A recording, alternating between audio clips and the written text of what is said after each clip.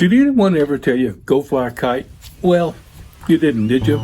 It's just an expression we use for get out of my space or something like that. However, as kids, we loved to fly kites. And back in the days of old, kites were actually used in warfare. If you had been a member of a French aerial surveillance company in World War I, you would have done exactly what they said. You would have gone and flown a kite. And there were some great advantages to kites. They were lighter than observation aircraft, required a much smaller crew, and since they were made of fabric, you could fold them up and load them up, and they were easy to transport.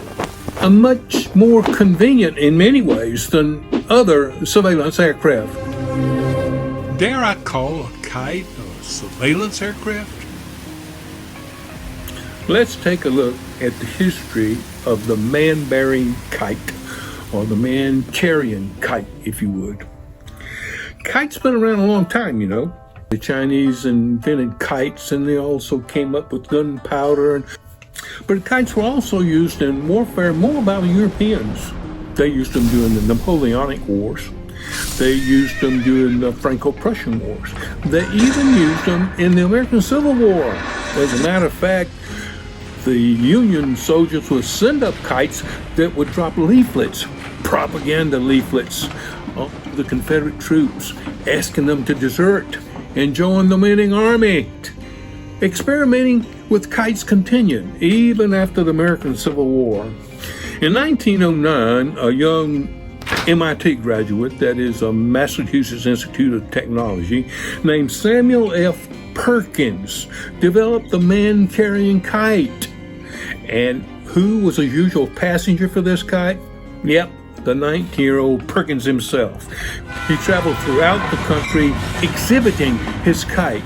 Yes, he fell many times because, as you know, a little shift in the wind and the kite goes like that, and it carries the passenger with it.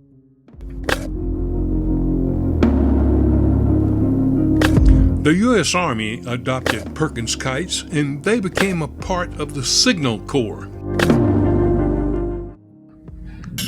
Across the Atlantic in Great Britain, there was a man Named Samuel F. Cody.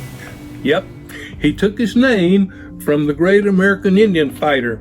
And Cody was somewhat of a showman. He traveled the European continent with a Wild West show. And then he got interested in flying.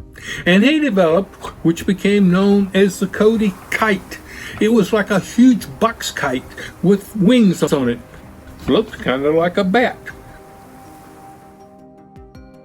But it was adopted by the British forces. How does a kite fly? Well, it's fairly simple. The kite is up in the air like so, and the wind goes over the top of it, and the wind goes underneath it. When the wind goes over the top, it creates a low pressure area, which is lower than the pressure underneath the kite. Consequently, the kite goes up. Now, this is called Bernoulli's principle, named for the Swiss mathematician Daniel Bernoulli. Actually, the principle was discovered in the 15th century by Leonardo da Vinci. But da Vinci never recorded or published his findings. Consequently, it's known as Bernoulli's principle. The French used kites the most in aerial surveillance. How did the French army launch their kites? Well, everything was packed compactly on a vehicle. On this vehicle, which had a power winch on it and the cable, they would unfold the kite. They would launch a small kite first. This would take a small line to pull up the weight-bearing cable, and they would add kites to the cable until they got enough that would lift the basket, which held the pilot observer in the basket.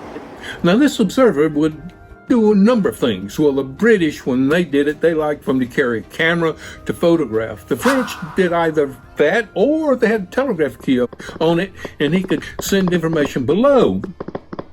They're looking at the armies below and telling their commanders the location of them, and so they could position their troops for better attack or aim their artillery more accurately.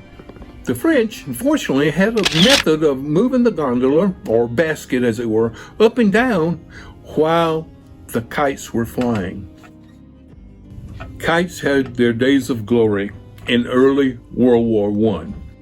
However, with the advent of the airplane and smaller cameras, the airplane replaced not only the balloons, the dirigibles, and the kites as the vehicle of observation from the sky.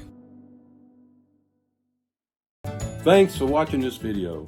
Don't forget to subscribe and share the video with your friends. A thumbs up helps my channel grow too. Other videos are available, as you can check out my playlist as well as what's coming up next.